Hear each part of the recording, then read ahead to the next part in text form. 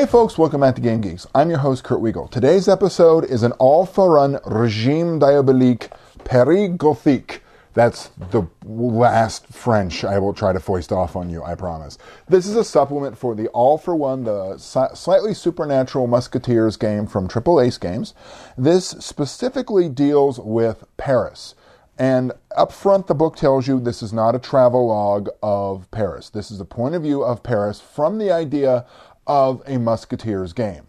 Now, as a quick reminder, in All for One, you play a musketeer in the slightly darkened real world where Richelieu may or may not be up to something truly wicked and evil, and it's your job to protect the king and be honorable and buckle the swash and do the daring and all of that while you might be dealing with a vampire or a werewolf at the same time.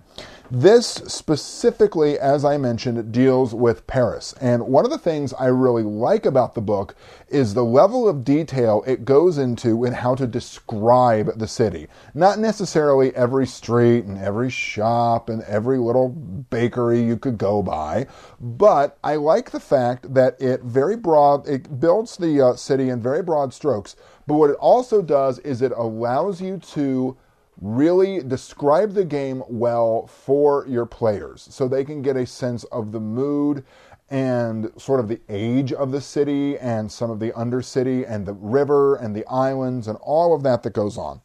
Additionally, in that, it gives you a few new talents sprinkled in here and there, which are sort of the ubiquity version of feats. It gives you some nice plot seeds, some plot ideas along the way. There's also a really big, random idea generator for when you're stumped and you need something to happen or you need just an idea. There's the way that you can just roll percentile dice and I have to fight a duel with someone and I'm not supposed to. How do I deal with this?